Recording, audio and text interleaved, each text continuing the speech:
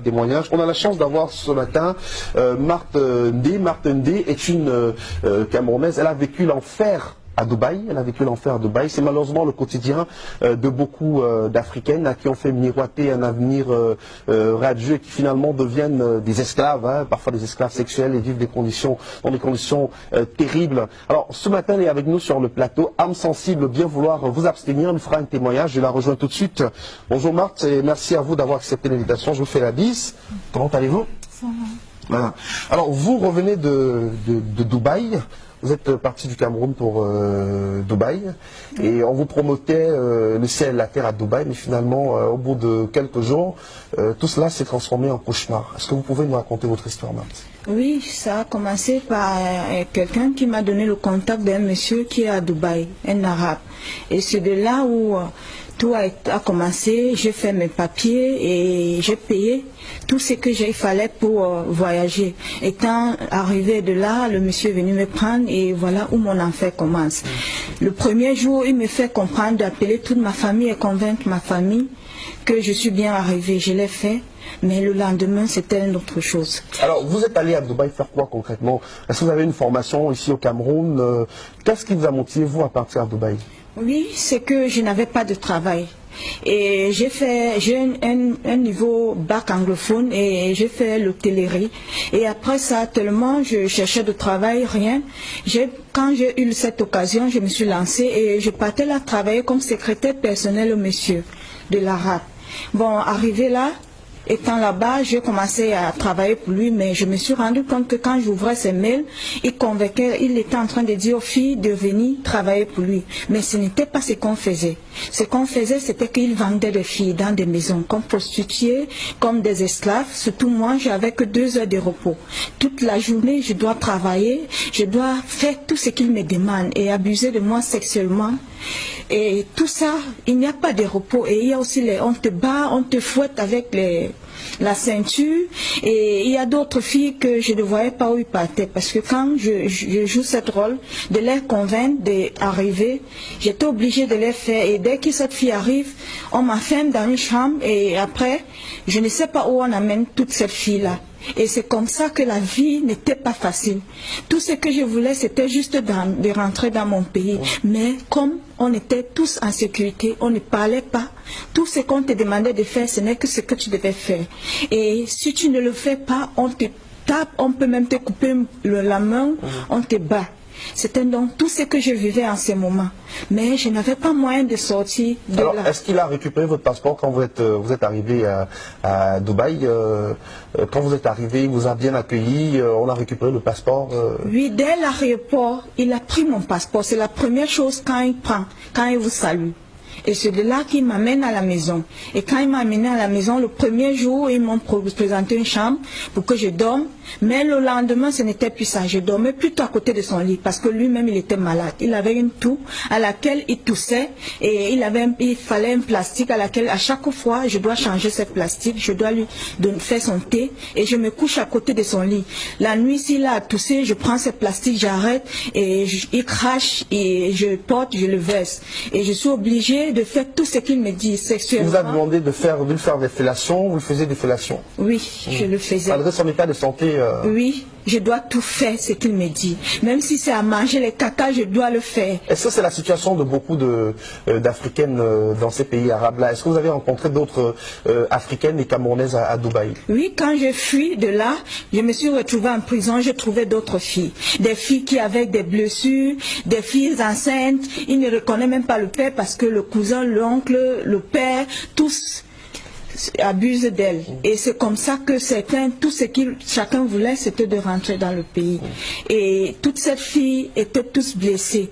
On priait juste qu'on puisse rentrer dans notre pays. Et comme nos passeports étaient à nos patrons, il n'y avait pas moyen. Et surtout comme il n'y a pas l'ambassade. Il faut chercher quelqu'un qui peut aller signer votre passe pour que vous puissiez rentrer dans notre pays. C'est comme ça donc que j'ai trouvé d'autres personnes. Et j'ai vécu vraiment des scènes à laquelle je voyais cette fille camerounaise, des filles africaines qui arrivaient. Et je me disais souvent que c'était même sûr qu'on les tuait. Parce que je vivais vraiment certaines scènes. J'étais là présent, je voyais tout, mais je n'avais pas le droit de parler. Tout ce qui fallait faire, c'est juste jouer cette rôle. Ou non, moi aussi, je dois mourir. Donc dans cette société arabe-là, il n'y avait aucune considération pour vous, les Africaines, vous étiez totalement maltraitées, exploitées sexuellement. On parle même d'autres filles aussi qui sont obligées de se livrer à la prostitution aussi. Oui. Là, c'est même normal. Ce qui est même plus, c'est celle à laquelle on vous oblige à faire des sexes dans des choses que vous ne connaissez même pas. Sexuellement, Ce qui a été votre cas. Oui. Vous avez passé le temps à faire une fellation à votre maître qui lui était pas en santé du tout. Oui. Et vous travaillez, vous avez que 2 ou 3 heures de repos, on vient vous réveiller et vous ne vous couchez pas bien sur un lit, c'est juste au sol. Et quand il est l'heure, on vient vous botte de vous réveiller. Est-ce que vous n'avez pas imaginé que c'était peut-être un piège qu'on vous tendait, parce qu'il y a quand même de la sensibilisation autour de ces voyages vers les pays arabes. Vous êtes parti, ça fait quelque temps, vous avez passé finalement 3 mois à Dubaï, mais on sait qu'il y a quand même une forte sensibilisation, on attire l'attention des jeunes sur les dangers justement qui les guettent quand ils arrivent dans ces pays-là. Alors, qu'est-ce qui vous a convaincu à partir en vous disant que c'était vraiment un bon emploi qu'on vous proposait? Moi, je causais chaque jour avec cette mission. On a pu causer pendant 1 mois et demi, étant ici. Là, je ne vous mens pas, monsieur, c'est des choses à laquelle j'appelle l'attention de toutes mes soeurs et tous mes frères, d'être vigilants. Tout ce qu'on nous dit n'est pas vrai. Beaucoup de choses qu'on vous dit, la personne cause avec vous, parce que moi-même, je causais avec certaines des filles. Si elle est anglophone, je la convainc. Si elle est francophone, je la convainc pour qu'elle vienne. Donc, beaucoup de cette personne, l'image qu'on vous montre n'est pas ce que vous croyez. Mais c'est quand vous êtes sur le terrain que vous vous rendrez compte que ça, ce n'est pas vraiment ce qu'on vous montre. Ils font de belles photos, ils font de belles choses et tout. Moi, j'appelle l'attention de toutes les jeunes filles d'être très vigilantes. Moi, je préfère que si vous avez l'opportunité de fréquenter, rester au pays, je préfère que vous restez. Moi, surtout, j'ai tout perdu. Tout perdu, ce que j'ai investi. Je suis au pays, je n'ai pas de travail. Depuis, j'ai déposé des demandes partout, rien du tout. Je suis là. Et c'est Dieu seul qui sait comment je vis. Mais comment vous avez fait pour revenir finalement, pour vous enfuir de l'enfer de Dubaï et revenir au Cameroun? C'est par la grâce de Dieu que j'ai pu fuir, me retrouver dans une rue. Et un monsieur qui passait m'a pris et on m'a dirigé vers l'immigration. C'est là où je me suis retrouvée en prison. La prison était 1000 fois mieux que l'esclavage qu'on vivait de là. Et avec toutes d'autres filles, pas simplement l'africaine, il y a les Philippiennes, il y a d'autres pays africains, les Éthiopiens qui vivent cet enfer. En prison, on ne vous autorise pas de fumer parce que si j'avais cette opportunité de fumer, je suis sûre qu'une de nos sœurs n'acceptera pas aller dans ce pays. Mais il nous privilège de tout. On vous fouille jusqu'à vos sexes si vous n'avez pas de caméra. C'est comme ça qu'on vit là-bas. Je demande à toutes les gens de bonne volonté s'ils peuvent m'aider, même à avoir juste un travail. Vous avez quel profil? Vous avez un baccalauréat? Oui, un bac NDC Advanced Level. Advanced Level. Et j'ai aussi fait une formation en hôtellerie. Et je remercie le président de m'avoir amené ici et de me donner ce courage d'être là. Et je vous bénis tous et je demande aux jeunes filles d'être très vigilantes. De ne pas rêver, comme on l'a dit souvent, les belles paroles, mais sur place, certains n'ont pas vécu. Alors, vous avez vécu un autre traumatisme aussi, parce qu'à cause de cette situation, votre père n'a pas pu supporter et il est décédé malheureusement. Oui, parce que quand j'étais en prison, il fallait que je sorte. Et il n'y avait pas de moyens. Mon père, il était aussi un peu malade, mais du fait qu'il faut qu'il cherche le moyen pour me faire sortir. Et il n'y avait pas aussi le passeport.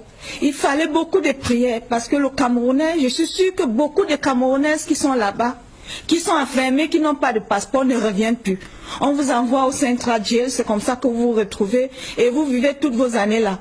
Si un jour on vous cherche, tant mieux, sinon toute vos vies. Ceux qui n'ont pas peur, ceux qui ont peur d'affronter la réalité et dire la vérité reste là et peut-être... Alors depuis que vous êtes revenu, est-ce que vous avez cherché à rentrer en contact avec le monsieur qui vous a fait partir à Dubaï? Je crois savoir que c'était un pasteur. Oui, le numéro ne passe plus, il n'est plus où je l'ai rencontré, il n'est plus là.